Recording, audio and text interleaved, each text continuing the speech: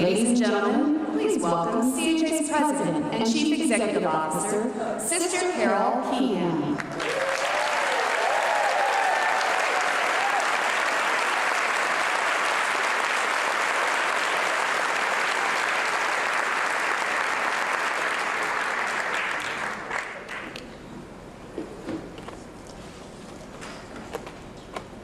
Okay.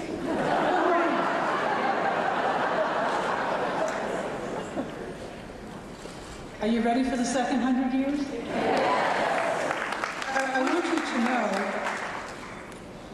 that we are so pleased to introduce this next speaker. That's the queen of understatement. As you know, how long we have wanted and waited for a healthcare system that treats everybody with dignity. Many presidents tried and failed, but not President Obama.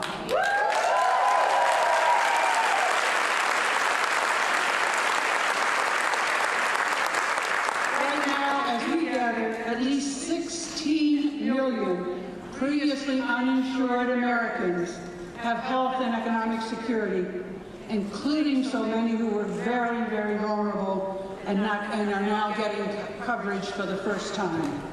The Affordable Care Act took the first step toward guaranteed health care for everyone in our great nation.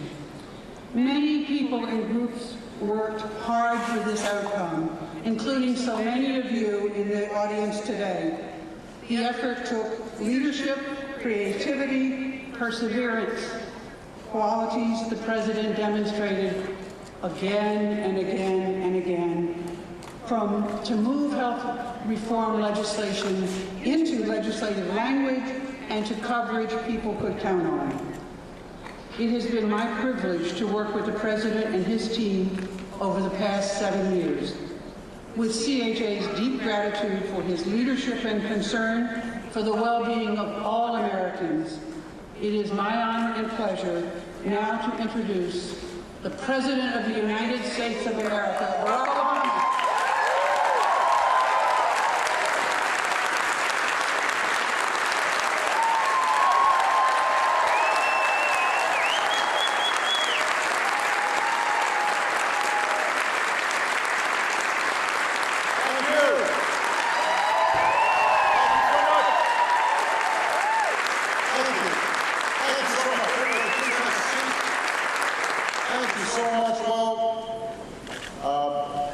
I don't know whether this is appropriate, but I just told Sister Carol I love her. On a big stage. It is true, though. I do. She is just wonderful. You know, her dedication to doing God's work here on earth, her commitment to serving the least of these, her steadiness, her strength, her steadfast voice, have been an inspiration to me. We would not have gotten the Affordable Care Act done had it not been for her. I want to thank the entire Continental Health Association for incredible work we do.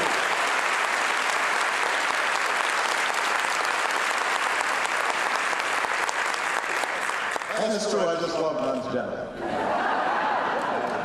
I'm just saying.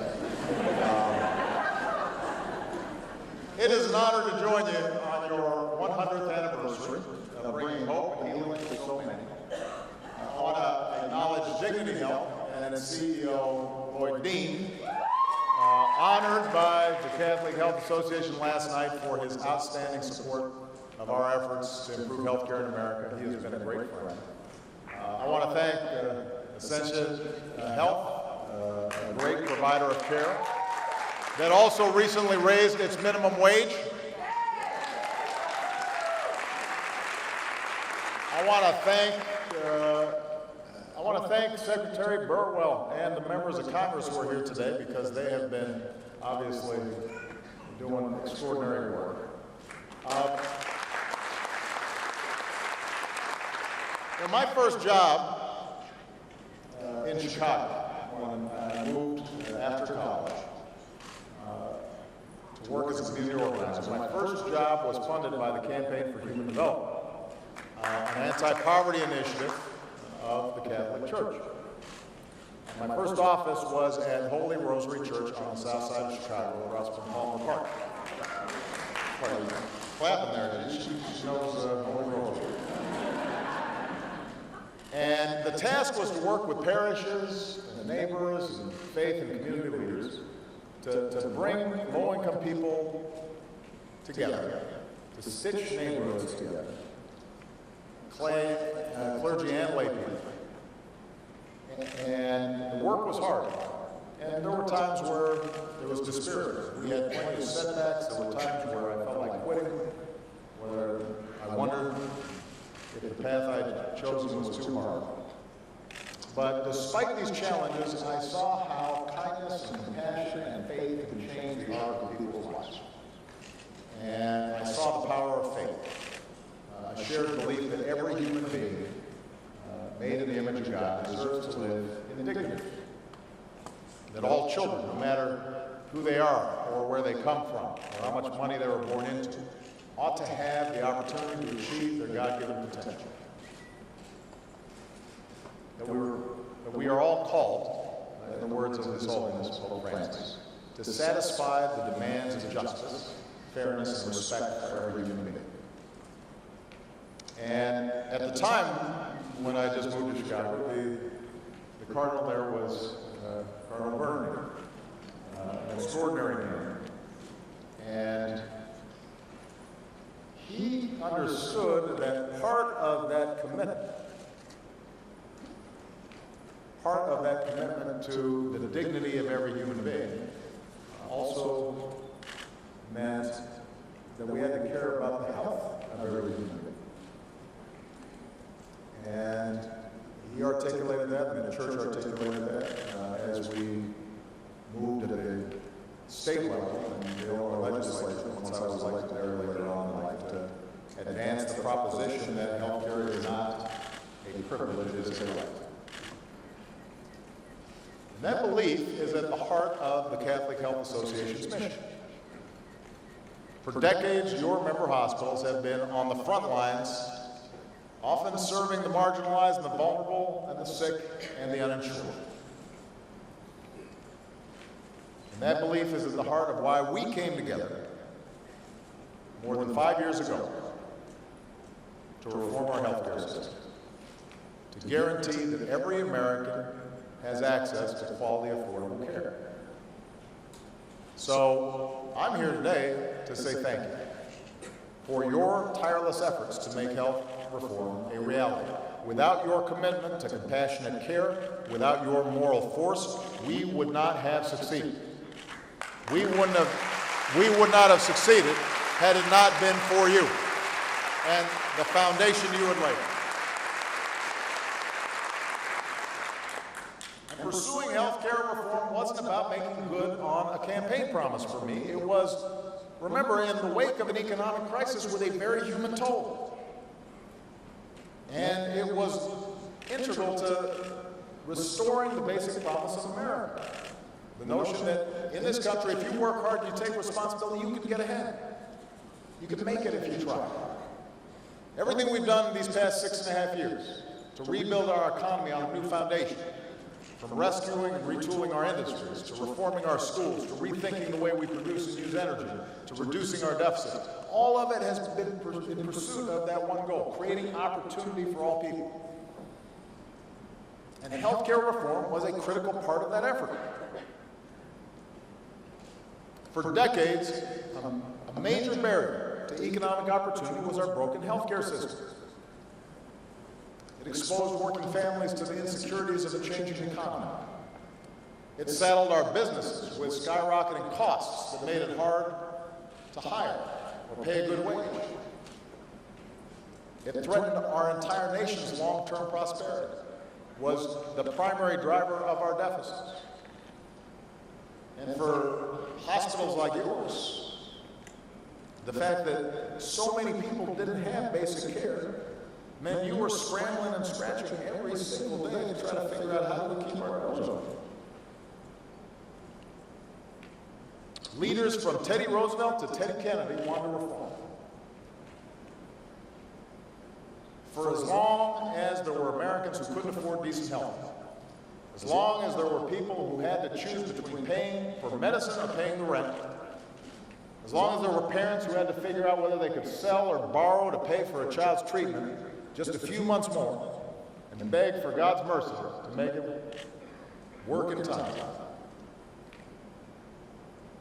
As long as those things were happening, America was not living up to our highest ideals.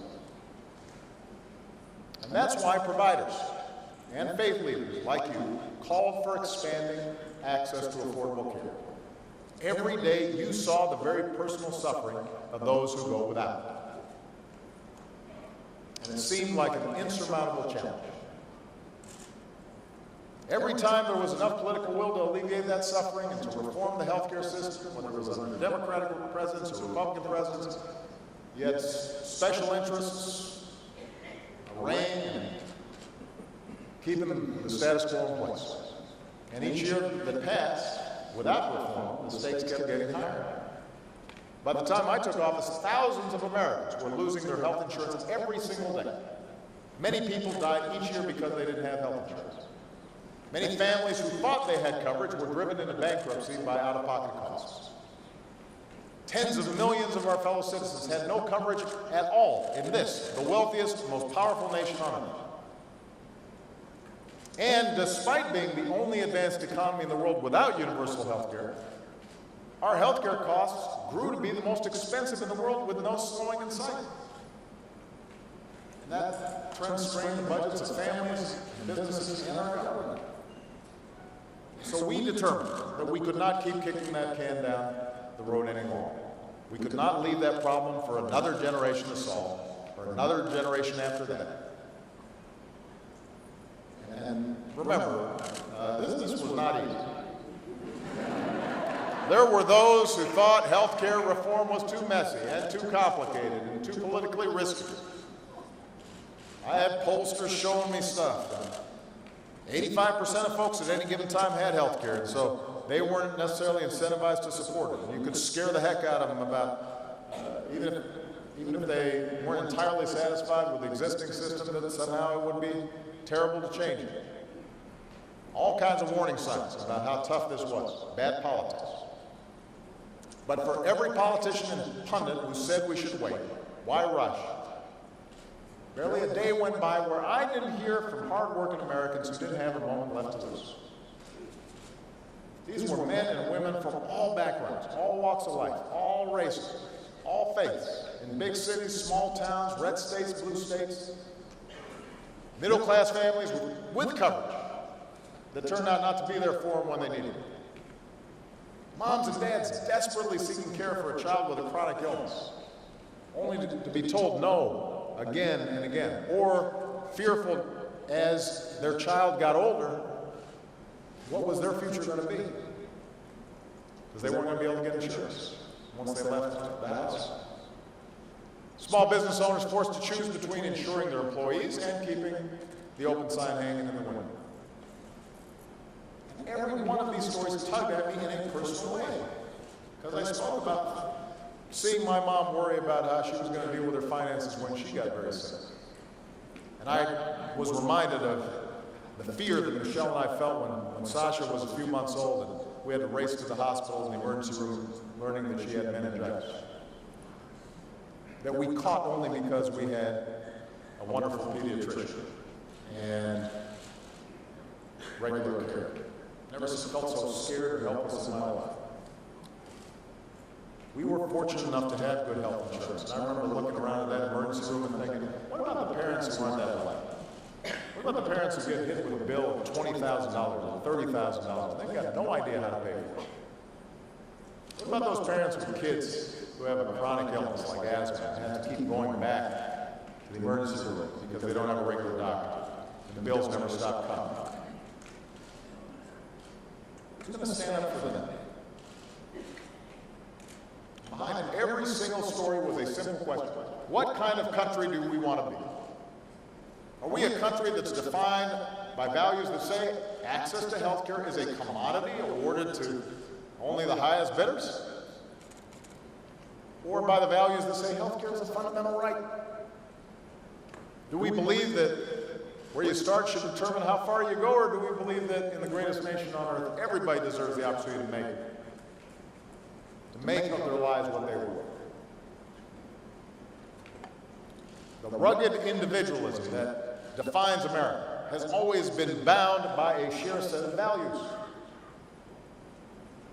an enduring sense that we're in this together, that America is not a place where we simply turn away from the sick, or turn our backs on the tired, the poor, the huddled masses. It is a place sustained by the idea, I am my brother's keeper, I am my sister's keeper, that we have an obligation to put ourselves in our neighbor's shoes and see each other's common humanity.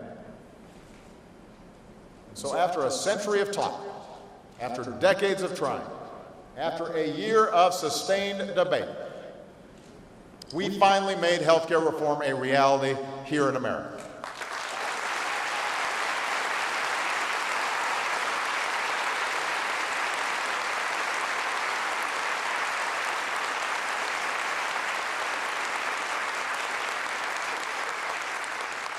And despite the constant doom and gloom predictions, the unending Chicken Little warnings that somehow making health insurance fair and easier to buy would lead to the end of freedom, the end of the American way of life. Lo and behold, it did not happen. None of this came to pass. In fact, in a lot of ways, the Affordable Care Act worked out better than some of us anticipated. Nearly 1 in 3 uninsured Americans have already been covered, more than 16 million people, driving our uninsured rate to its lowest level ever. Ever.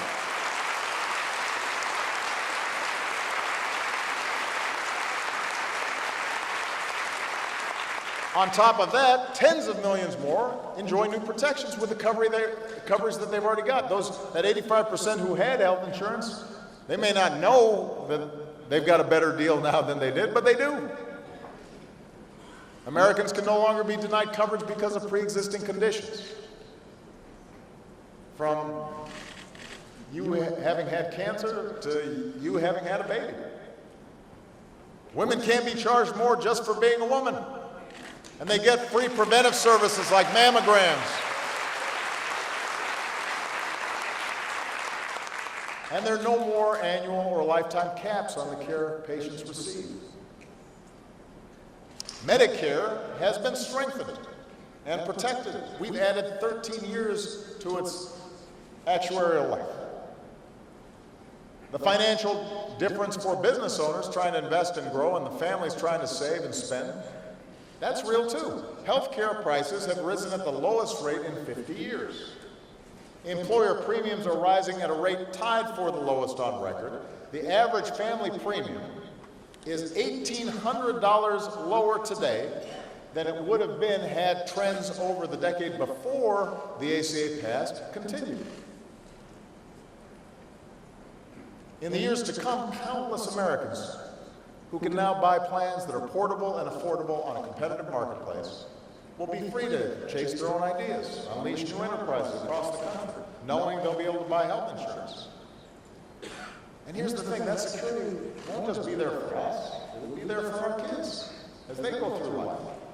When they graduate from college, they're looking for that first job, they can stay on our plans until they're 26. When they start a family, pregnancy will no longer count against them as a pre-existing condition. When they change jobs or lose a job or strike out on their own to start a business, they'll still be able to get good coverage. They'll have that peace of mind all the way until they retire into a Medicare that now has cheaper prescription drugs and wellness visits to make sure that they stay healthy. And while we were told again and again that Obamacare would be a job killer, amazingly enough, some critics still peddle this notion. It turns out in reality, America's experienced 63 straight months of private sector job growth, a streak that started the month we passed the Affordable Care Act. The longest streak of private sector job growth on record that adds up to 12.6 million new jobs. So the critics stubbornly ignore reality. In reality, there is a self-employed single mom of 3 who couldn't afford health insurance until health reform passed, and she qualified for Medicaid in her state. And she was finally able to get a mammogram, which detected early-stage breast cancer and may have saved her life. That's the reality, not the mythology. In reality, there are parents in Texas whose autistic son couldn't speak. Even with health insurance, they struggled to pay for his treatment, but health reform meant they could buy an affordable secondary plan that covered therapy for their son, and today that little boy can tell his parents that he loves them. That's the reality.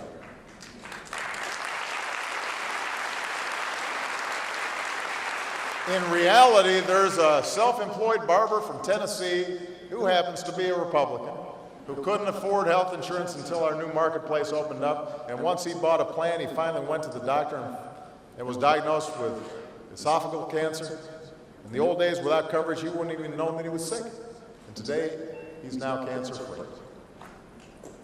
So, 5 years in, what we are talking about is no longer just a law, it's no longer just a theory. This isn't even just about the Affordable Care Act or Obamacare. This isn't about myths or rumors that folks try to sustain. There's a reality that people on the ground, day to day, are experiencing. Their lives are better. This is now part of the fabric of how we care for one another. This is healthcare in America.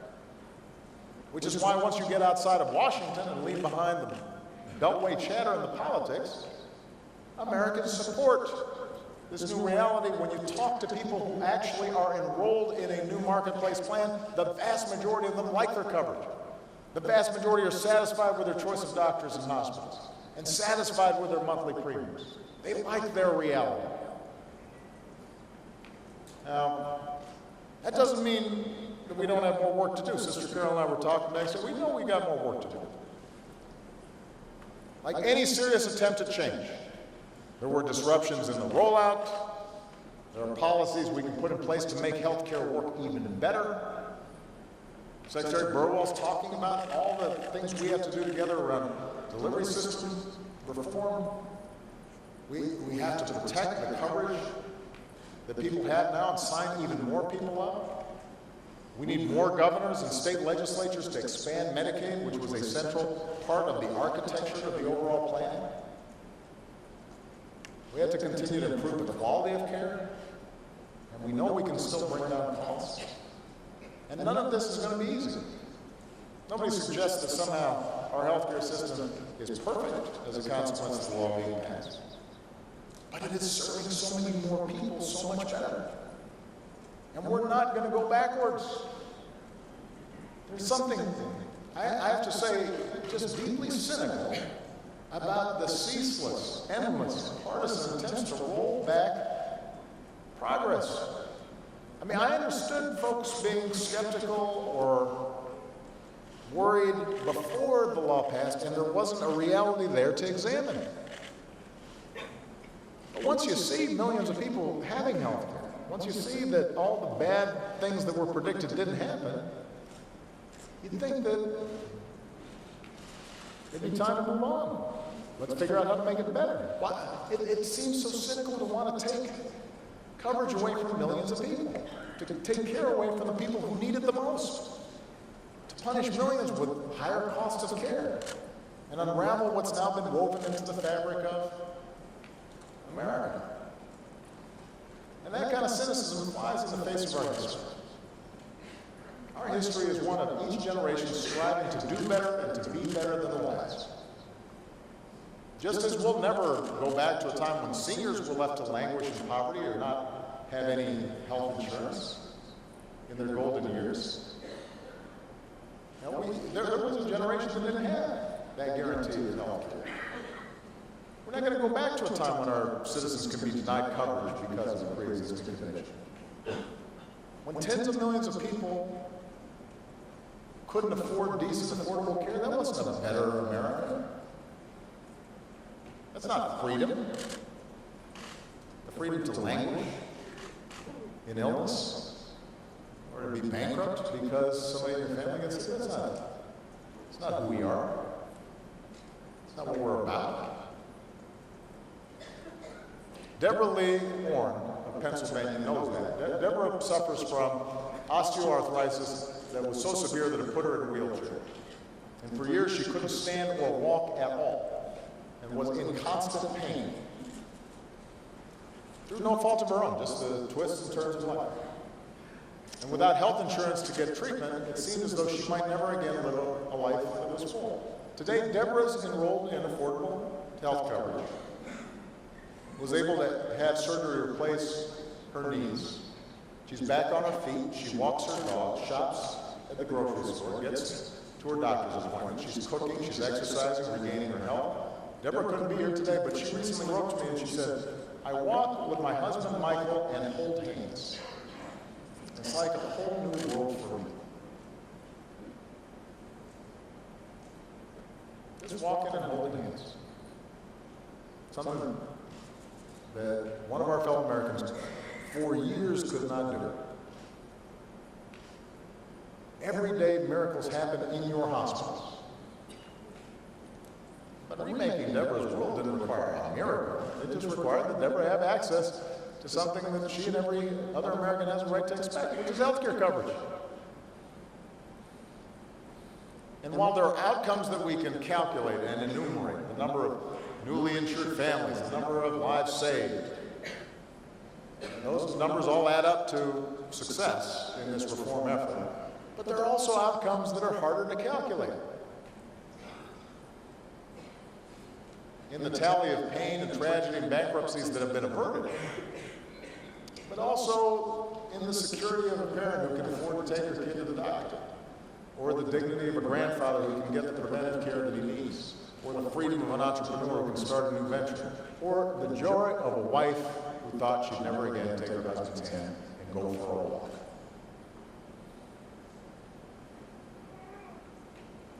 In the end, that's why you do what you do. Isn't that what this is all about? Is there any greater measure of life and liberty and the pursuit of happiness than those simple pleasures that are afforded because you have good health and you have some security? More than 5 years ago, I said that while I was not the first president to take up this cause, I was determined to be the last. And now it's up to all of us, the citizens in this room and across the country, to continue to help make the right to health care a reality for all Americans. And if we keep faith with one another and keep working for each other to create opportunity for everybody who strives for it, then, in the words of Senator Ted Kennedy, that dream will be fulfilled for this generation and preserved and enlarged for generations to come. It couldn't have happened without you. Thank you. God bless you all. Thank you so much. Thank you very much.